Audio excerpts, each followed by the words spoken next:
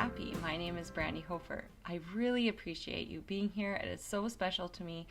I want you to know how special you are and that I just appreciate your time and support so much.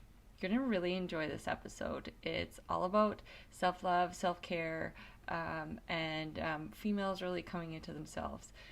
We just released through BHA Gallery, our online gallery at brandyhofer.ca, our self-love collection. It is one of the most raw and beautiful bodies of artwork I've ever created. You'll really enjoy it, so be sure to check that out. Our guest today is Jordyn Buckle, and she is a artist and creative and entrepreneur, and she is so amazing and so special, and I've had the pleasure of knowing her for a few years. Actually, when I taught at Lakeland College, evening, and they were just filled with females, to be honest. So let's call them female painting classes. So she was one of my students who was in every course I did. And she grew and blossomed, and it was so beautiful to see. Her work is very stunning, but not only does she do that, but she started the Mark Peach Collective. So she has a clothing line, and then they have coaching and all sorts of stuff like that. It's an uplifting community. They have great guest speakers, and it's membership based as well, so be sure to check that out and enjoy this conversation with this beautiful, lovely, special woman who I am honored to call my friend. All in. Yeah. Okay, welcome Jordyn Buckle to the podcast, and of course, as one of our Color Me Happy community members, I'm so excited to chat with you because I have known Jordyn for a while. I actually think it goes on many years, right? Like so many. Oh yeah. How much older am I than you? I'm 35. I just turned 30 this year. Okay. So when I did a painting way back in the day, a 25-foot panel painting, and that's when I would have first met you. And you seemed really little. I was young too. Oh my God. That would have been like 10 years ago. More. It might be more because you guys are building like a new house or something. Farm or I would say like 11 or 12 years ago. That was a long time ago. Yeah, because my mom got that commission from you, and I remember that was like my favorite painting. I loved looking at it. It was just so, just the largeness of it. It was almost like a mural, like it was that large. Yeah, it was against someone like being like, I think you could do this, and I'm like, okay, I'll try. Yeah. You did it. That was the start of your murals. There you go. Yeah, it was the start of like, it's just like a little stepping stone to the future. So I want to talk about, did you know, because you're a painter, but you're so much more. Like you do a lot of like mixed media pieces, and where did that all start? Like, have you always been creative? This is I'm asking you my most unfavorite question that people ask me. That's fair. We all start. Everyone's creative. They are. Yes, absolutely. Like, I feel like I've been creative my whole life. In school, like I was always that kid in school. If we were in a group and there was like an art project to it, they would all volunteer me to do it. Like I was like, all right, like I don't know how good I am. Sing in front of the production, but we'll get her to paint the grass in the back. Yeah, exactly. That was me. So, I mean, not that I viewed art as something that I was going to pursue when I was younger. Everything kind of just came naturally and kind of flowed to me when I realized, I'm like, I'm going to start doing art. And then I remember I went onto YouTube, and there was this painter in Australia who did these abstract classes, I guess. I can't remember his name. Damn it. I wish I would have looked that up again, but I paid for like these like little 30-minute tutorials on how to make these mixed media abstract pieces, and I started doing that, and I posted it, and I remember I sold my first piece for $50, and it was like maybe like an 11 by 14 canvas, like, and it was textured, and I'm looking at it now, I'm like, oh my gosh, like I started there, and it's kind of funny. I thought I was so good then, and I'm just like, whoo, there was a lot of improvement, but We're I was always so proud. improving. Yes, I totally agree. And just like to see the evolution of it is amazing. Yeah, like it's cool to be an artist because there is a documented, like obvious, way to see how far you've come. Like Absolutely. visual record of how much you've grown. But it's kind of Yes. cool. It is very cool. Well, sometimes embarrassing. Yeah. Just delete some of those that I don't really approve of.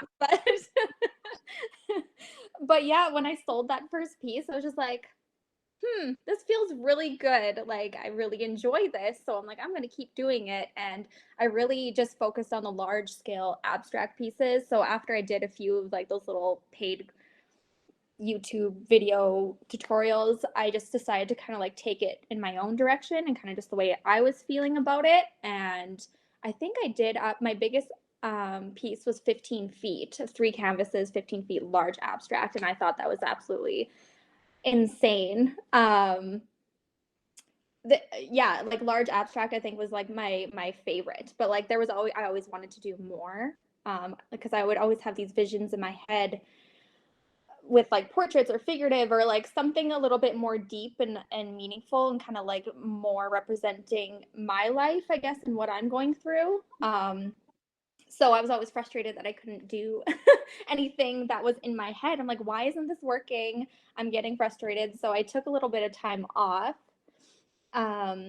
after I had my daughter, it was. And then I actually signed up for your class at Lakeland College. And that was experimental portraiture, right? Yeah. Yes. And that completely changed my life. And I'm just like, holy crap, I have all the tools now to do what's in my head. And it blew me away. Like, and ever since then, I feel like I like really you were a major part of my artistic breakthrough, I guess, in doing what I'm doing today, like, and that was in 2018. I think I took your class. And yeah, ever since then, it's been great. Like portraits, animal portraits, figuratives, abstracts. Like I've had like every opportunity in the book, and it's been very consistent. It's been very rewarding and helping with like my life journey, and it's very therapeutic for me. I feel like art has really saved me in a way to get emotional. Yeah, it is something that's always there and that you can always turn to, right? Yes. It doesn't judge you. It's just like a part of you that, you can share or not share with the world.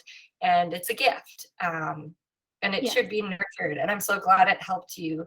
And I totally feel like you on the, like, as far as figurative and portraiture goes, like it does take a while to get your skill set built up, a lot of studio hours.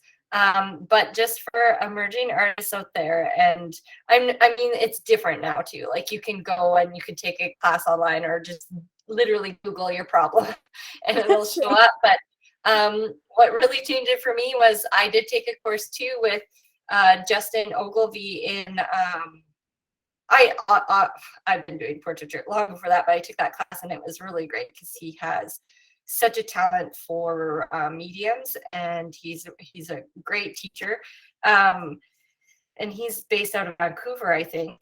But he's like projectors. I was like, what? He's like, yeah, every artist uses a projector. I was like, isn't that cheating? And he's like, no, it is not cheating.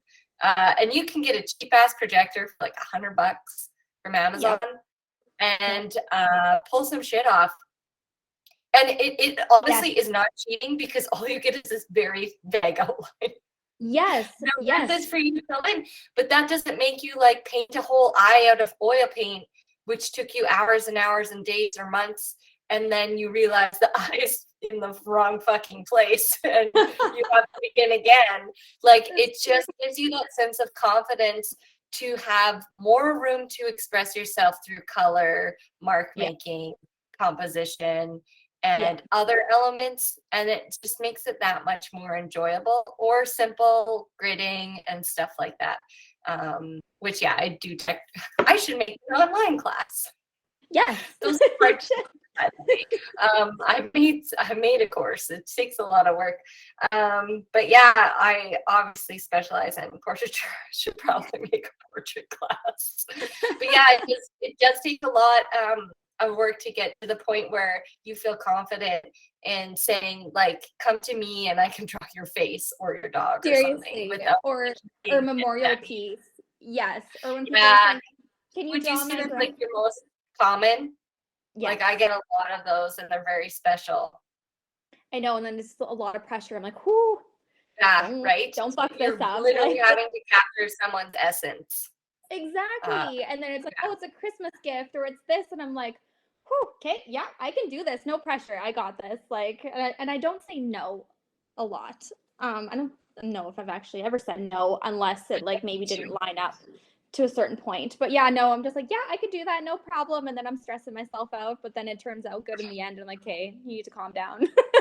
yeah. People came to you for a reason, right? They really do. Yes, that's and you attract people with, they see your art. That's why they asked you in the first place. So that can give a little bit of confidence right there. And it's like your style, right? Because every artist has their own style and the way they do things. So it's like, oh, they came to me because they like the style of my art. So it's like, okay, that's a compliment. Exactly. And then that's why when people are so competitive in the art world, I'm like, why? Everyone's stuff is very different. And everyone's going to uniquely attract a collector. If we all work together, the collector bases grow and they bounce off of one another. Like, there's no room for like, you really don't have to compete. There's enough of, it's an abundant world out there. And so support one another. And I feel like in art university, there's a lot of competition. So I actually, when people are like, well, I don't have my degree, I'm like, good, you didn't have to go through that. Good. Now you can just Google and take online, nothing against university, but like, it was a very highly competitive, that's how it felt. And obviously universities can't control the environment of a student. Well, the teachers can, or professors. Right. Yeah, you didn't have to go through that. No. Crying in a critique. Like, it's rough. It's rough. I feel like creativity is such a beautiful gift, and there really should not be competition. It's not something that is competitive.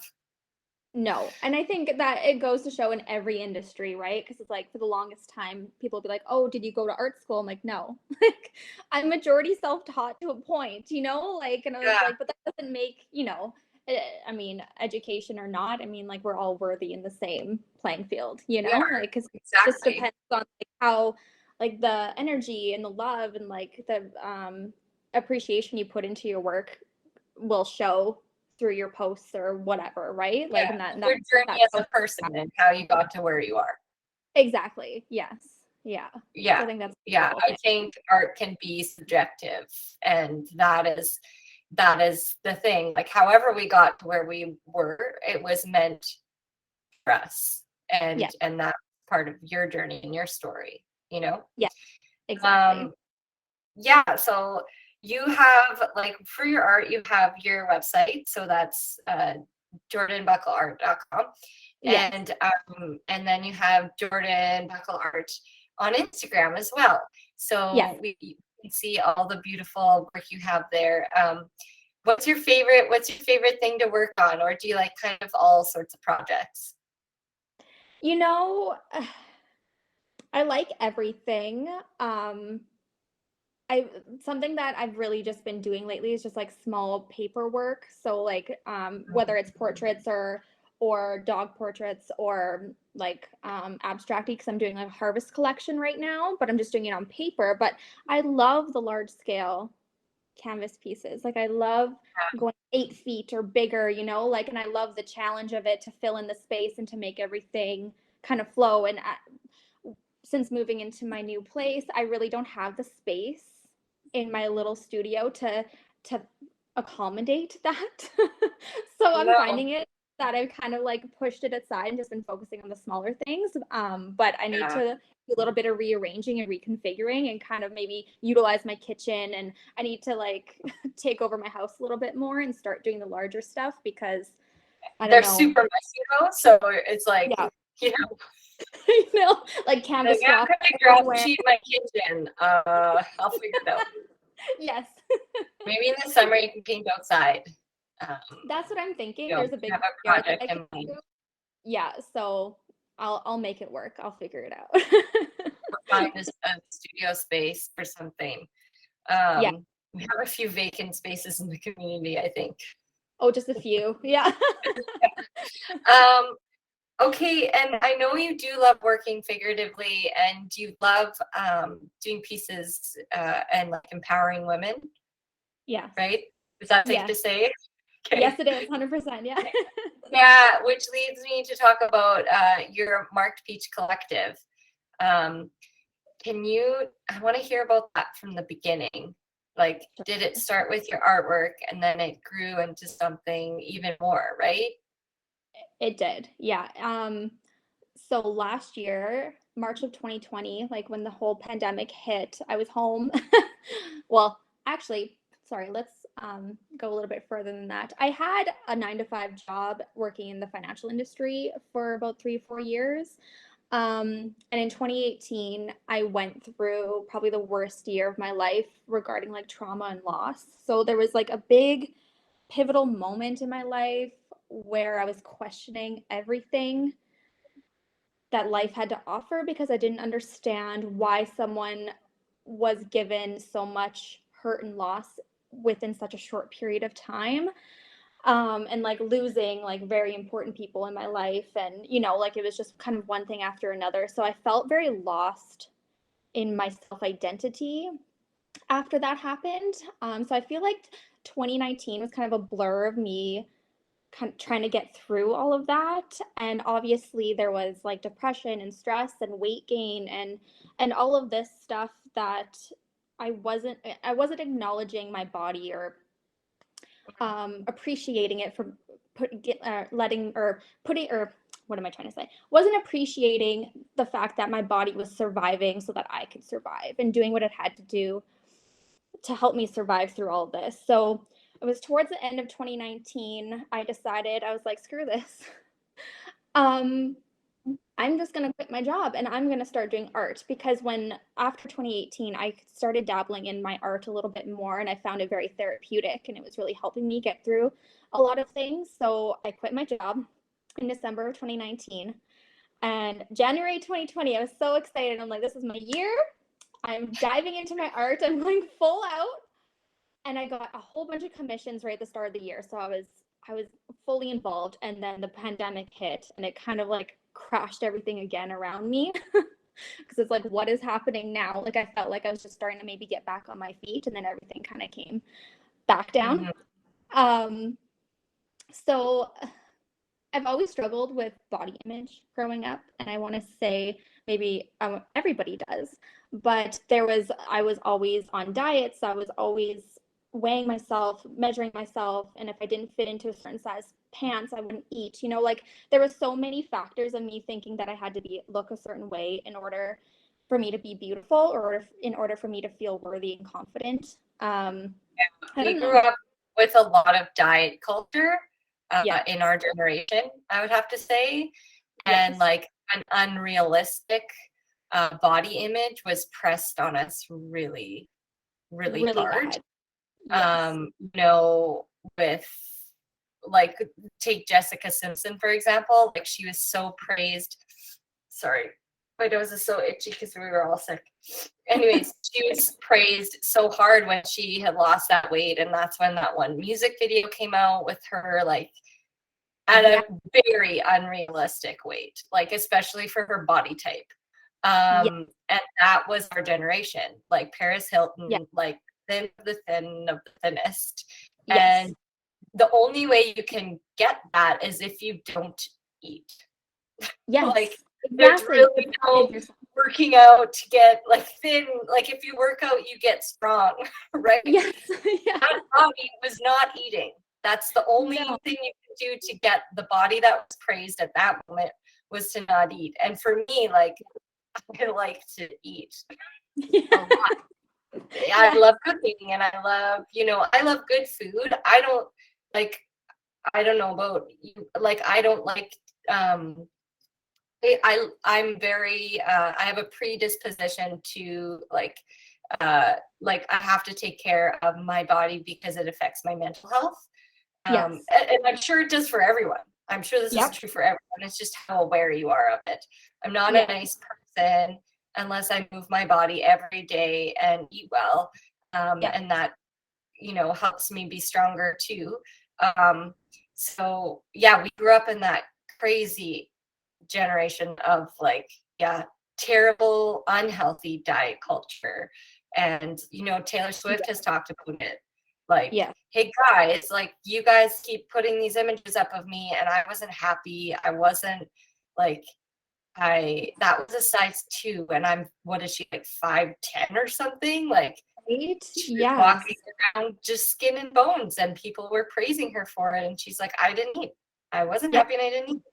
She came out and set it on Netflix. Yep. So, yeah. Yeah. There's so many What are we supposed to feel underlying. as a public? Exactly. And there's so many underlying issues when people get to that point, and when you're being praised for it, it completely changes the game, because it's like your mind is like, oh, people like me when I look like this, and it's like, that's not healthy. But like, growing up, it was all those tabloids, and you remember like seeing all the magazines on the stands, and Beach buddies. Yes. And like, I remember the Jessica Simpson thing, because I know when she lost all the weight for that role, got pregnant, gained a lot of weight, and then she lost weight, and they posted a picture of how good she looked because she lost all the baby weight. Or like, I'm just like, what? Back then I was like, oh my gosh, like she looks so good for her. Looking back at that same article now, like I googled it the other day, weirdly enough, and I was just like, she was beautiful no matter what size she was. Like, it makes no sense to me. And I think that's where like my whole body issue kind of came up, because I was like, I don't know who to follow to make myself feel like I'm normal, like, cause especially after having kids, like your body changes so there really much. is no normal. Like, no. Even it's like shifted to like, I don't know if you saw this podcast has taken a turn, but anyway, the like Victoria's Secret show or whatever, the fashion, show. Like, I'm not super into whatever, but I did see like everyone was praising them for using curvy models. But I'm like, hey guys, like super, but like that is also an unrealistic and for me, like an athletic build, because I run to keep my mental going, like I will never have boobs or a butt, really. So that's just another way of pressing. It should just be women of all shapes and sizes, because that is, and it goes back to like vulva. Like, there's no normal vulva. There are a million trillion beautiful vulvas that exist in the world. I know an artist like did casts of them and had them like all white on this big gallery wall, and it was so cool. I don't forget who it is, but like, we're all unique and it is all beautiful. So to just like say that this is the right one is not, it's not the message we want to be giving to anyone, not our children, not ourselves. Exactly. They're like, society's standard of beauty is unrealistic, and I love that women are kind of coming out and speaking about it, and speaking about the normalcies that women have, like stretch marks for one. Like, honestly, that's why I called, like, so when I did the Marked Peach series, I decided to put me as the subject, basically, because I was like searching for something, but we were in a pandemic, so I'm like, it's not like I can meet up with these women and take photos of them. So I'm like, why don't you just use yourself? So I was like, all right. So I set up my phone. I started taking pictures, and I did a couple pieces and really just put my message behind it, because my butt is full of stretch marks from kids, like gaining weight, pregnancy, the normal things that happen to your body when you are growing. Like, Yeah. you can get stretch marks from any, like, So you true. know, all those Yeah. journeys, like our bodies get marks from living life. Yes, exactly. Right? And yes, and just normalizing and accepting those flaws that society says are flaws. Yeah. So sorry, just some people are listening. You air quoted flaws, just so we don't. They're not real flaws. They're, I think they're your story. They're part of your journey and your story, and a beautiful one, right? As women, our bodies transition so often, and you have, like, your hair, for example. A woman's hair changes 7 times in her lifetime. I don't know if you know that fun fact. I didn't know that. That's crazy. When I was born, I had curly ringlets, and then my mom said it just, when you were 5, grew out straight. I was like, that sucks. Crazy. But like, yeah, it's like we're always changing, and it is just like a part. And I don't mind that my body changed after my children, because, and I'm sure you don't either, because you have your beautiful little, pieces of you, and and it's great. Like, I want to trade that for the world. Yeah. Right. I know. And like, just, yeah. So like, marked peach came from the marks on my butt. So I was like looking at this. Oh, cool. Yeah.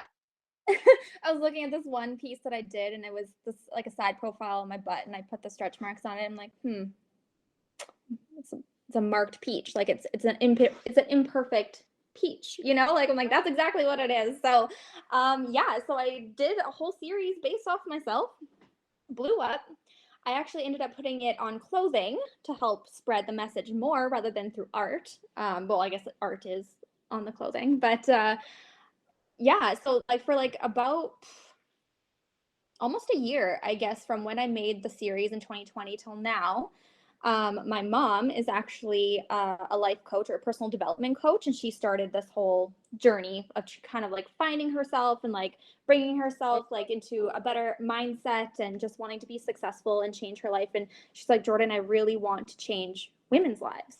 And I was like, me too. And I've been wanting to like branch Marked Peach out for a long time, and I didn't know how to do it. Like, how could I do it? And she's like, we should go into business together. And I was like, sure, because I was at a really bad point in my life. Like, I was like, yeah, like I was going through like a separation and stuff, and I'm just like, I need something to keep me going, because like I love helping people. I loved connecting, especially. And I think Marked Peach really brought that into my life, as to show me that this is my purpose and this is what I want to do.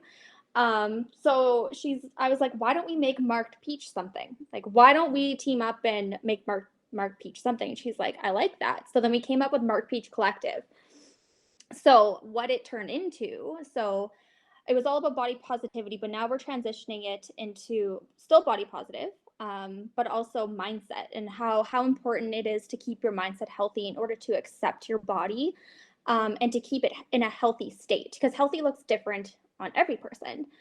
So we wanted to build a community for women to gather twice a month. So it's a monthly membership. We get together twice a month via Zoom. We normally have one like inspirational guest speaker that will speak on any specific topic, or just their journey. And then my mom and I host the second call, and we're really just there to inspire and help support and grow friendships and grow connection and community with the women that are in the membership. So that's basically what we are. But we all, like I said, my mom's a coach. I also decided to get certified too. So I'm in the middle of my certification, because it's just that one more step to help. And just something that I really want to do, that I feel like I'm meant to be and meant to do. That's important. Yes. Yeah. So we got the clothing. Visitor. Sorry. I found 2 good noises. 2 chocolate good. Did you? Oh, and let me guess, you ate them. No, I only ate. Okay, you want to save one for Gus? No. Yes. Okay, good job. Sounds good. All right, see ya. He always has a cameo. Every episode, he just pops in and has to make his little debut. Yeah, because this is Teddy's nap time and then Finn's quiet time, but really it's his shuffle through the house for food time. He does not stop eating, and he's been that way since he was born. Like, I would have to pack food and snacks, and I remember Miss Lori, and if you're local, you know who Miss Lori is. She's like, so is Finn a big eater, would you say? And I'm like, aren't all the kids big eaters? Like, you just like whatever, like, I don't know. And I'm like, I suppose. She's like, I've never in my 20 years that I've been doing this seen a kid eat like that. No way. Like, that's saying something. But I always pack them seaweed. I think it was the seaweed. Do you know seaweed snacks? Yes, I do. Yeah. Oh, eat those. I think they're disgusting. But I don't those.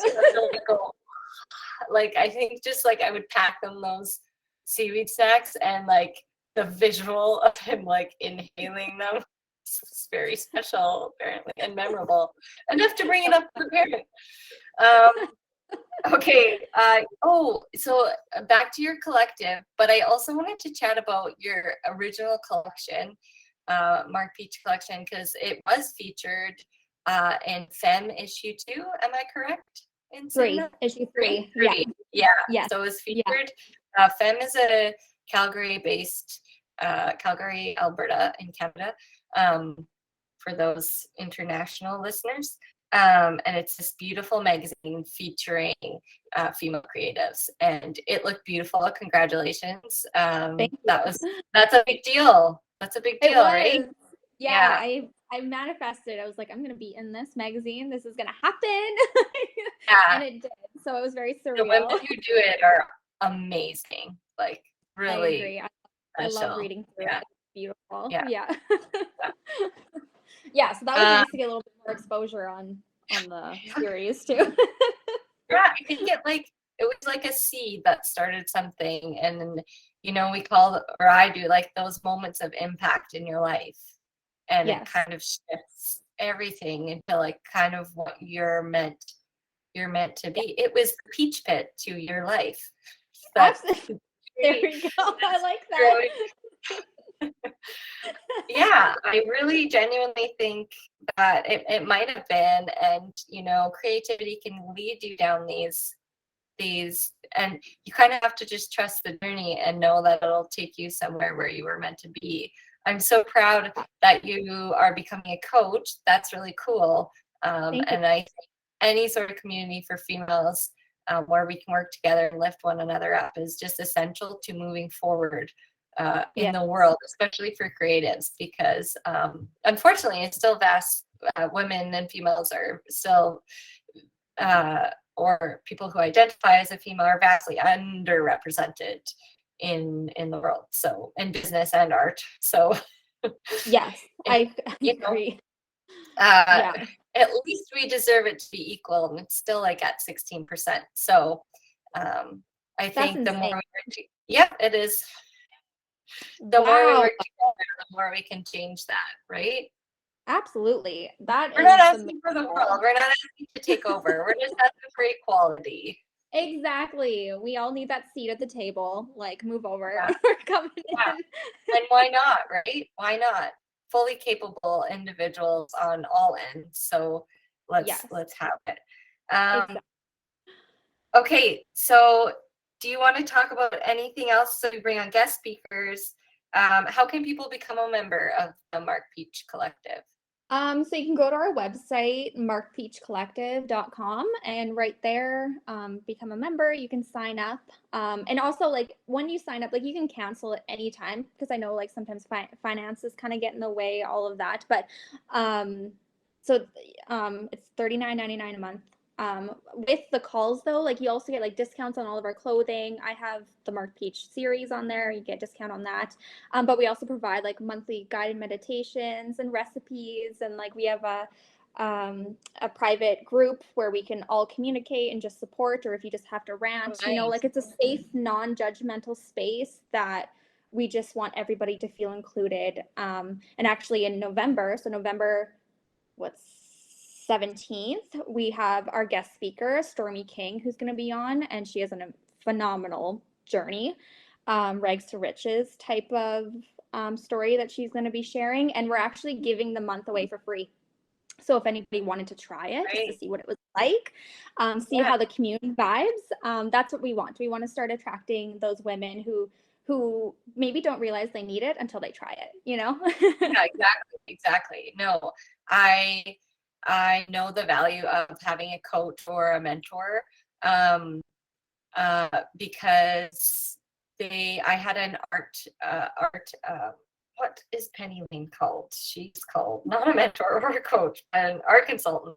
That's right. Oh, no. And he's like, she led me to, you know, set some major goals early on, and really shift some stuff, and some other thrive. I've been a part of some female art groups, and both love the art queens, I know.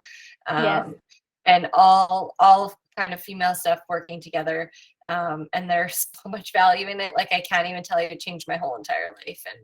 And because there's women in there who, you know, can show you the way, or are, you know, you could, jealous is it has such a bad connotation, but if you're jealous of someone, there's a reason, right? And they had something that you wished you had.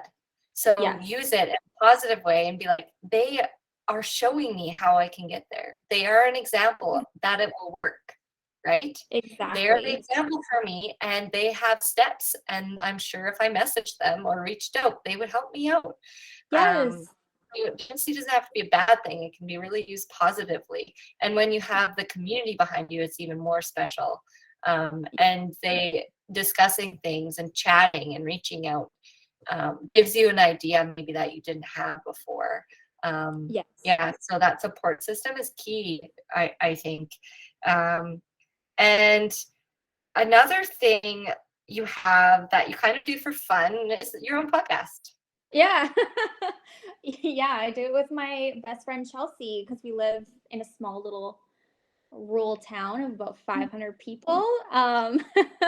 We thought it would be fun to talk about small town things and kind of the stigma around it and how much fun it could be as well. So it's honestly just a fun little hobby we like to get together and talk, and we've made a really good community out of it. So cool. Yeah, why not, right? You can't do anything for money. You got to do something for a good time, and if people can connect to that, that's cool too. That's called Local Brunettes podcast, right? Yeah, we're on Apple and Spotify. Yeah. Okay. Yeah. It's really fun. Just check it out. Yeah.